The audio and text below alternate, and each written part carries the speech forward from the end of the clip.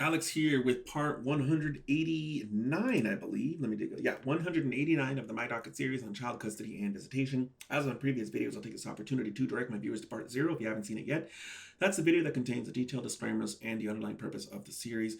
Two things that I will glaze over are, number one, I'm not in the middle of this right now. My case is completely and totally over. It's closed. It cannot be reopened, and that's because my ex's parental rights have been terminated. Number two, the nutshell version as to the purpose of the series is to give my ex one big example of my 8-year-long high conflict child custody ordeal from beginning to end in chronological order. We go into the government's, specifically the district attorney's office's efforts to hold my ex in contempt of court for failing to pay child support. So at this point in time, she had been paying child support intermittently, and they were seizing the money that they could from her. It was good. It was helpful for me for a while. It didn't last very long. I don't think it lasted even a year before she stopped paying again. Um, this is the government's response, which was to open a completely separate case against my ex, and we're about to open up that docket as well now. It's FV 16-00031. So you're going to start seeing a little bit of work being done in, what is this, the third case?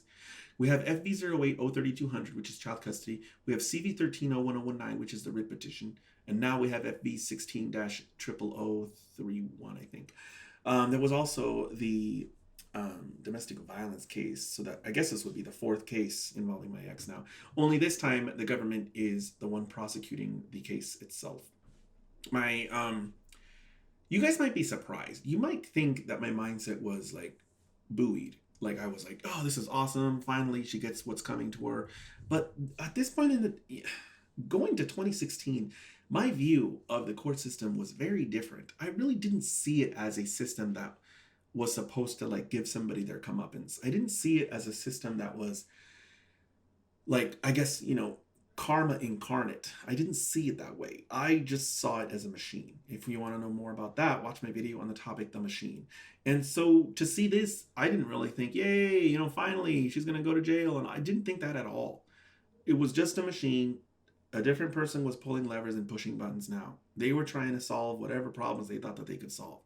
I thought, separately from all of the emotional stuff, I thought they're probably not going to find her and they're just wasting their time. That's what I thought. And they couldn't find her. It's true. They couldn't find my ex, and this didn't end up going anywhere. But we're still going to go through the motions. We're still going to go through the documents because it's going to, it's part of the My Docket series. It's part of the promise that I made in part 0, which was to go over everything. And it'll also show you, what's going on with regards to my ex being subjected to the child support enforcement process. And by the way, I have a video on that topic as well. You can watch that. It's called Child Support Enforcement. Anyway, I think at this point we should really go straight into what the government has filed.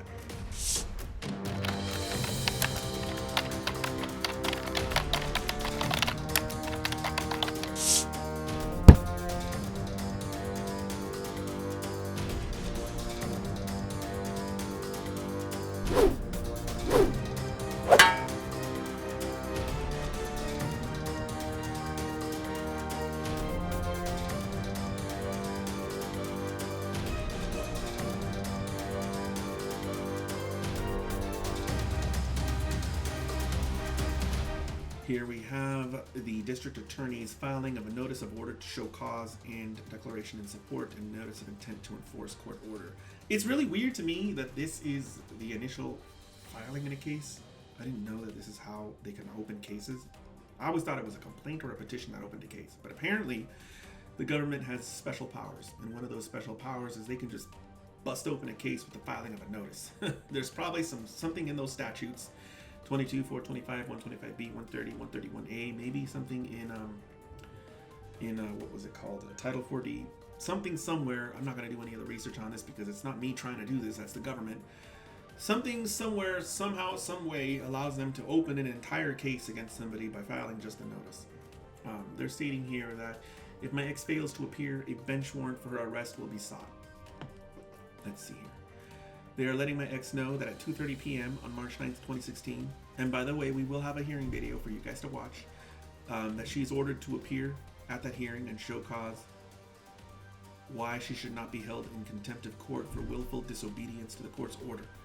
Um, Pursuant to the law, if she's found in contempt, sanctions will be imposed, which could include jail.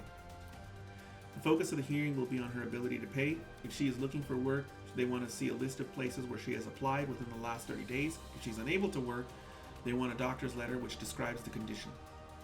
In addition, the hearing may address whether the judgment would be entered against her for arrearages pursuant to the law. That could include penalties and interest, and it could require her to provide coverage for the health care of our child, which is pointless. I mean, all this, as I read this, I'm just laughing. Like, you guys aren't going to find her. And they don't find her. So, I mean, you're going to get to see a hearing, and you're going to get to see the government's lawyer. You're going to get to see me, but you aren't going to get to see her. She's gone. To this day, nobody knows where she is. Anyway, next section. Declaration in support of the application for order to show cause. So the Deputy District Attorney is stating, number one, she's employed with the Washoe County District Attorney's Office. Number two, that on December 8th, 2014, the court ordered her to pay child support in the amount of $571 plus $25 per month of arrears. Number three, that the order has not been modified or terminated and remains in full force and effect. Number four, that my ex has failed to comply with the court's order, that she owes $7,158.85, that she's paid only $3,046.82. Payment in full is being demanded within 14 days of service of the notice. Enforcement actions are being taken to collect the obligation. And that's it. And here is a copy of the court's order. I'm going to go ahead and assume that everything else in this is just a copy of existing orders in the other case, in FV08-03200. As my standard policy is with the My Docket series, I'm not going to go over stuff that we've already gone over. You guys already know what this order is. You've already seen it.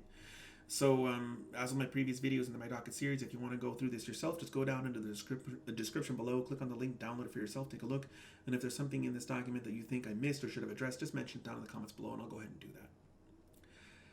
I file a WDFCR 34 Notice of Pending Proceedings. The local rules in Washoe County require you to keep the family courts apprised as to any other cases that are going on. So I'm just going ahead and I'm just letting this child support enforcement case know, or the child support enforcement, what do they call it? Child support master, that's what they call it. I'm letting the child support master know that there's two other cases that are currently open. And one of those is the FV08 case, which is child custody and visitation. And the other one is the CV13 case, which is a writ petition that I filed against the government. If you want to learn more about why I did this, watch my video on the topic, statutes, rules, and case law. And another good video that you could look at is titled Domestic Masters. It'll teach you how these pseudo-judges operate. And that looks like it.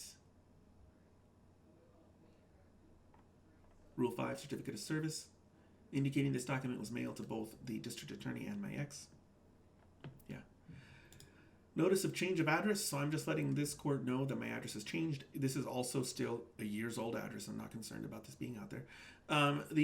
If you want to learn more about the importance of filing the notice of change of address, please watch my video on the topic notice of change of address. There's a whole lot to explain around this video, or around this topic, and there's no point in me doing it because I already have dedicated a separate video to the topic. Rule 5, Certificate of Service, indicating this document was mailed to both my ex and the district attorney. That's it.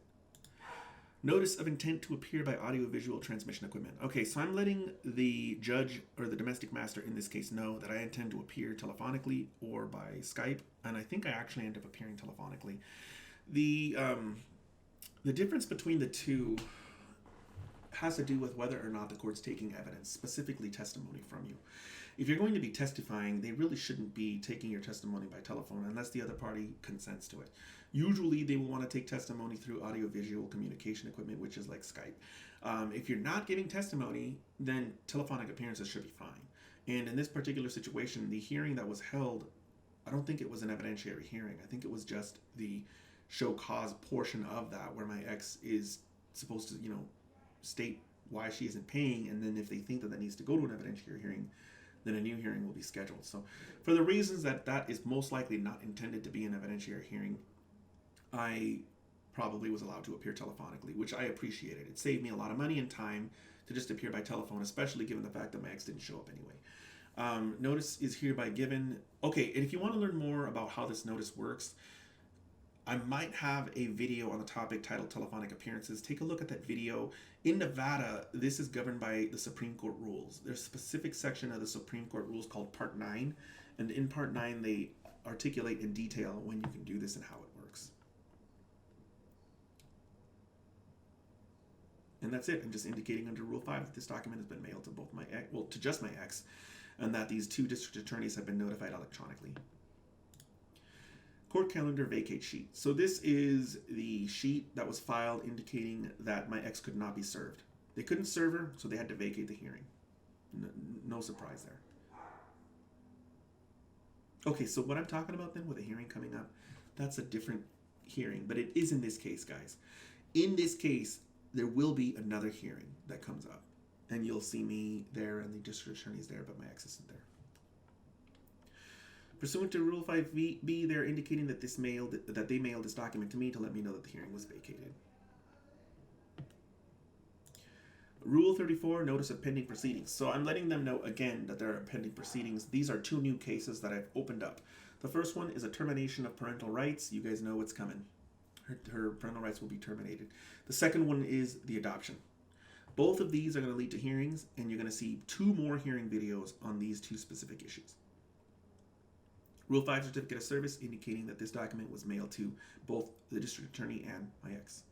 Going into the aftermath, I filed 1, 2, 3. Looks like 4 documents. I filed 4 documents.